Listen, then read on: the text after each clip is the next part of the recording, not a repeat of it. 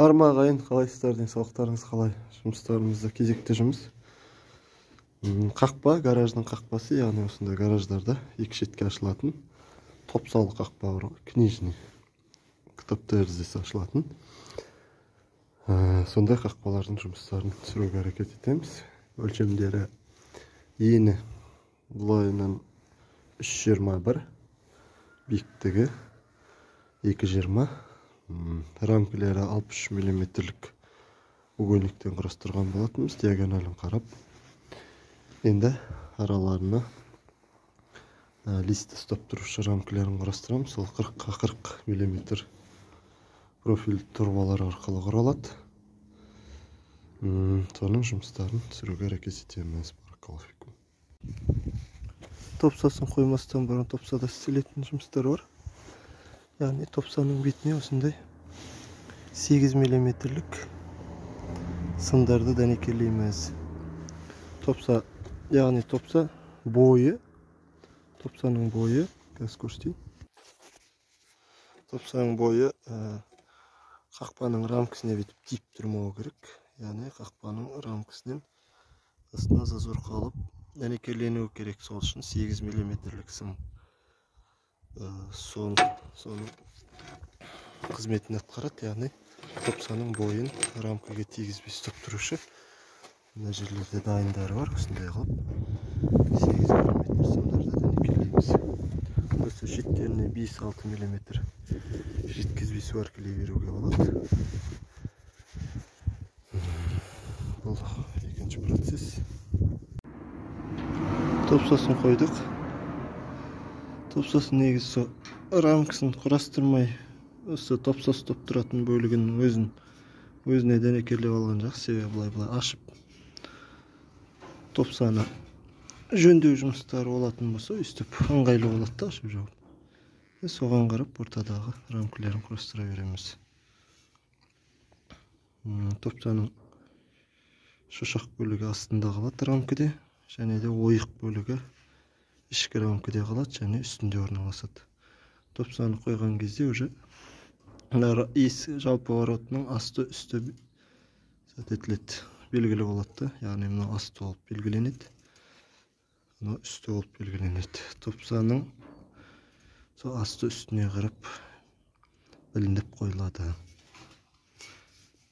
Майлағанда, еткенде, шлиповать еткен кезде осылай ыңғайлы болады. Ортадағылар рамкілерін жинаймыз, иншаллах. Баракаллаху фик. Топсаларын қойғаннан кейін ортасындағы перегородкасы осындай күйінде дәнекерлейміз. Яғни арасына азғантай зазор береміз де угольниктің өзіне ұстатып қоямыз. Сосын сондай амал жасағаннан кейін уже асты үстінің өлшемдері шығады. Сол өлшемдерді кесіп араларына салып қоямыз. Араларының перегородкілерінің барлық тұстарын дәнекерледік.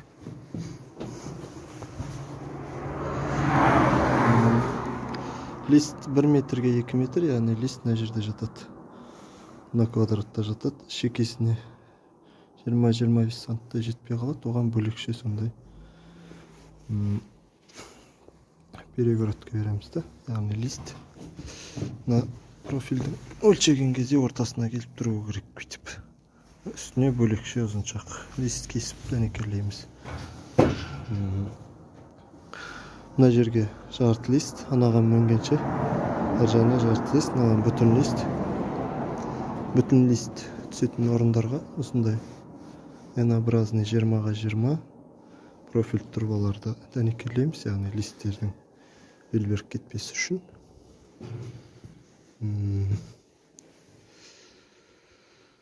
Пока әзірше барлық тұстарын өстіп приходқа ұстатып аламыз. Егер сондай перегородкілер жүретін болса, барлығын приходқа ұстатамыз әбден. Сосын бәрін приходқа болғаннан кейін әбден темірлерін орындарына қойып болғаннан кейін дәнекерлеу жұмыстарын бастаймыз. Себебі мына перегородканы бөлек сваркілесеңіз, егер мына төрт бұрышты бөлек сваркілесеңіз, ол мына ұзыншақ профильдер майысуы мүмкін да, мыналар не бүйтіп майысуы мүмкін. сварка тартуу себепті. Сварка тартады ғой ішке қарай, сонда майысып өлшем өзгеруі мүмкін. Барлықтарын орындарына қойып алғаннан кейін ол уже тартатын орын таппайды сварка. Сондықтан да міне қарап отырсаңыздар, барлығы приходта тұр. Енді толық сваркілей берсек болады. Баракаллаху. Листерін қойып жатырмыз. Сол ішінде пропилдерді қойған кезде осы лист ортасына келетіндей дәрежеде есептеу керек болады.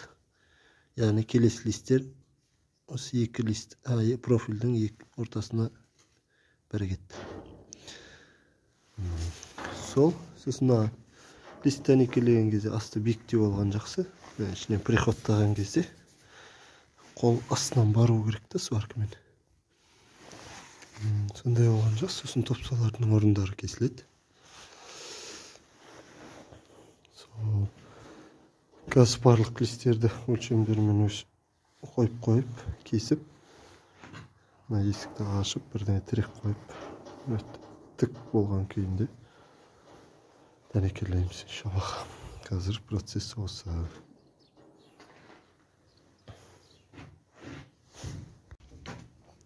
Қақпалардың листерін приходтау жұмыстарына келдік. Ол қалай жүзеге асады? Мына рогаш баратын тұстар болады, мына шеттері рогашпен қысып дәнекерленеді сірә. Қысып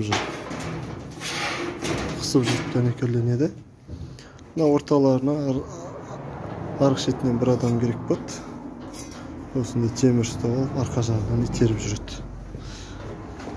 Яғни мына листің біріккен жерлері бар, содан бүйтіп 15-20 сантиметрден итеріп бара береді. Есікті ашық қойып дәнекерлеп жатқан себебіміз, есік жатқан күйінде ол мүмкін болмайды дәнекерлеу, әрі лист жатқан кезде салмақ басылып тұрады төмен қарай, сондықтан да листер майысуы мүмкін. Тік тұрса ол ішке салмақ түспейді.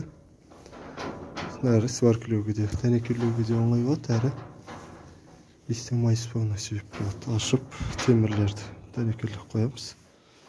Приходтап, кейін үзіп алып тастай қоятындай. Осы жалпы. Қақпамыздың листтерін орнаттық. Осындай күйде.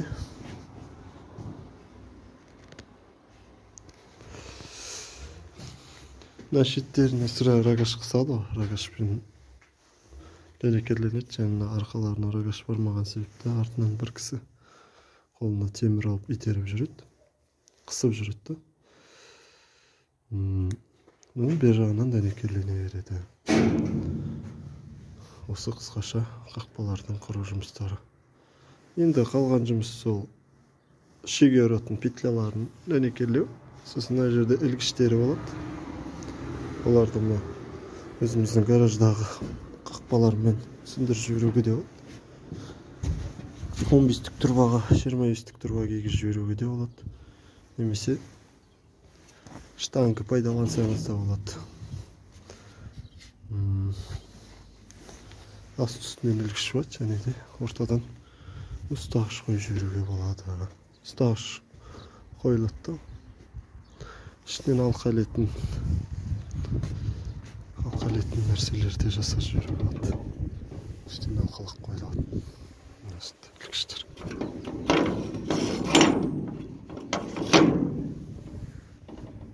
Астында да ілгіштер.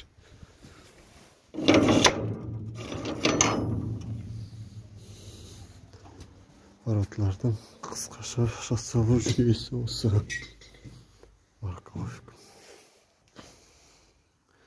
Достар, егер біздің контенттер пайдалы деп есептейтін болсаңыздар, әртүрлі әлеуметтік желілерге бөлісіп жіберсеңіздер, иншаллах. Осындай контенттерді іздеп жүрген адамдар олар мүмкін. Соларға жету бабында иншаллах таратып жіберсеңіздер, баракаллаху фикум.